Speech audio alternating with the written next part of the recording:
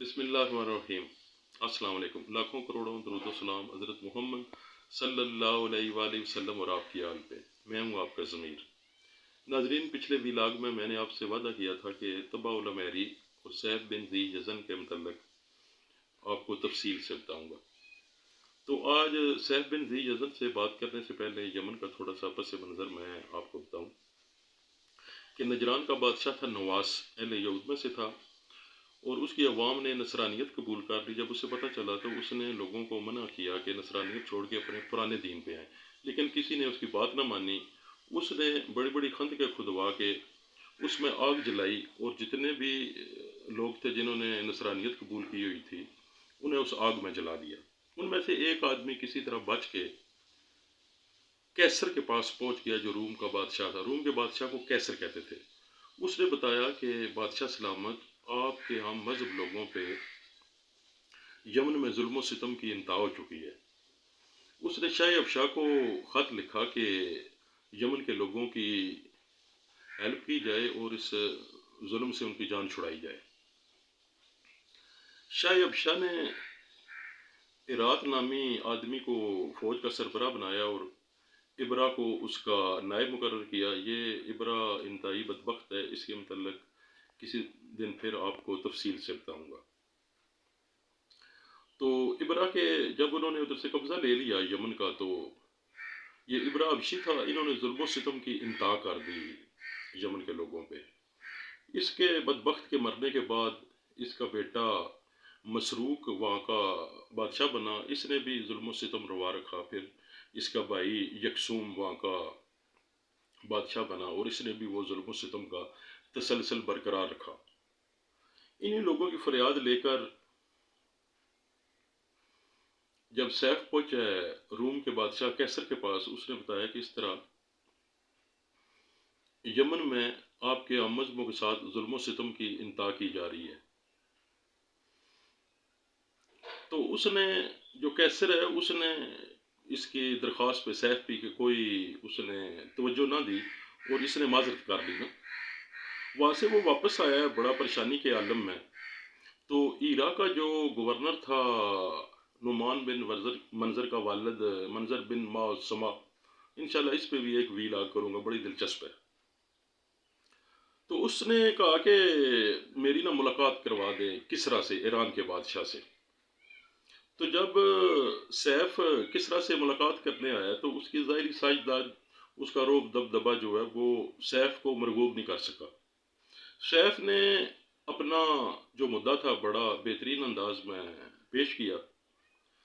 تو کسرا نے کہا کہ تمہارے ملک یمن میں بھیڑوں اور اونٹوں کے علاوہ کیا رکھا ہے، اور آپ کا ملک بڑے دور ہے، میں اپنی فوج کو خطرے میں نہیں ڈالوں گا۔ کسرا نے سیف کو کافی سارے تحائف دیے اور 10,000 روپیہ بھی اسے دیا ہے۔ تو جب اپنے دربار سے اسے رخصت کیا ہے تو سیف نے دروازے پہ نا بادشاہ کے تمام تحائف پھینک دیے اور چلا گیا ہے۔ دربان نے بادشاہ کو آ کے بتایا کہ سیف نے یہ حرکت کی ہے۔ اس نے کہا اسے پکڑ کے لاؤ میرے پاس۔ جب لے کر آیا تو اس نے کہا کہ اتنی جرت تم نے کی ہے کہ میرے تحائف کی اس طرح تذلیل کی ہے۔ اس نے کہا بادشاہ سلامت، آپ کہتے ہیں کہ میرے ملک میں کیا رکھا ہے، بھیڑ اور اونٹوں کے علاوہ وہاں سونے چاندی کے پہاڑ ہے۔ ناظرین، جب سیف نے یہ بات کی تو کسرا کے منہ میں پانی آ گیا۔ اس نے اپنے وزراء سے مشورہ کیا کہ کیا کیا جائے۔ ایک وزیر نے کہا بادشاہ سلامت، ہماری جیل میں 800 سزائے موت کا قیدی ہے، ہم اس طرح کرتے ہیں انہیں فوجی ٹریننگ دے کے ویرز نامی آدمی کو ان کا سربراہ بنا کے سیف کے ساتھ بھیج دیتے ہیں، اور اسے کہتے ہیں یہ ہماری فوج ہے۔ اگر تو یہ مر گئے، ناکام ہو گئے، تو پھر بھی ہمارا مقصد حل ہو جائے گا۔ اگر یہ کامیاب ہو گئے تو پھر بھی ہمارا مقصد حل ہو جائے گا۔ بادشاہ کو یہ تجویز بہت پسند آئی۔ اس نے 800 قیدی سپاہی اور ان کا سربراہ ویرز بنا کے تو سیف کے ساتھ بھیج دیا۔ 8 کشتیوں میں 100 فوجی سوار تھا۔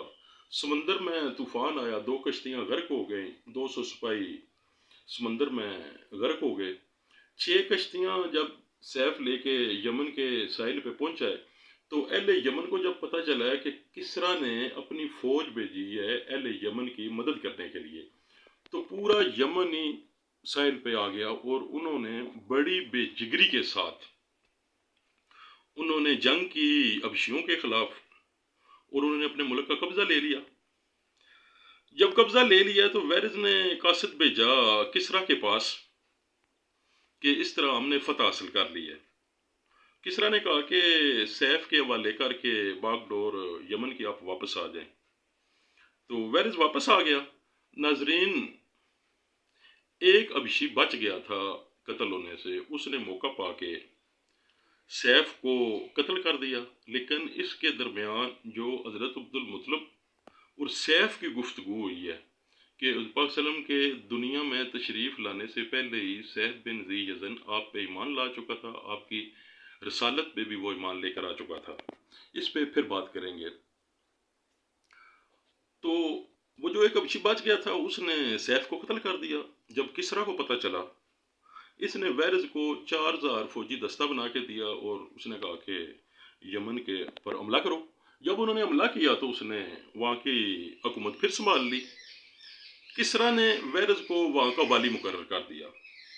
اس کے فوت ہونے کے بعد جو ویرز کا بیٹا تھا مرزبان، وہ وہاں کا والی مقرر ہو گیا۔ اس کے مرنے کے بعد اس کا بیٹا خرخسرہ از خود وہاں کا والی بن گیا۔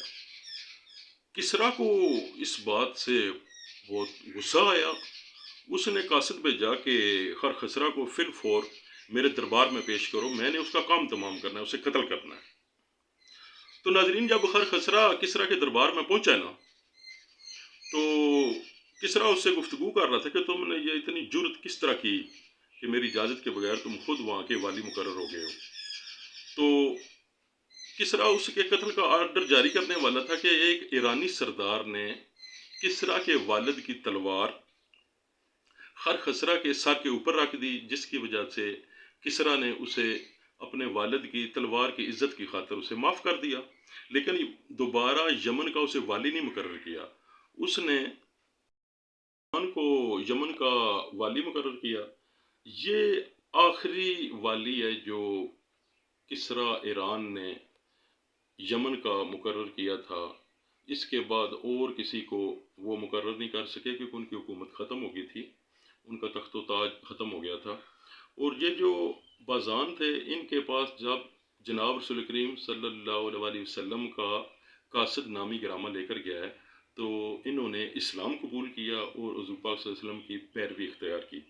تو ناظرین، اگلے ویلاگ میں آپ کو میں جو حضرت سیف بن ذی یزن اور حضرت عبد المطلب کے درمیان گفتگو ہوئی تھی، اس میں آپ کو بتاؤں گا کہ سیف کس طرح حضور پاک صلی اللہ علیہ وسلم کے دنیا میں تشریف لانے سے پہلے ہی آپ پہ ایمان لا چکا تھا۔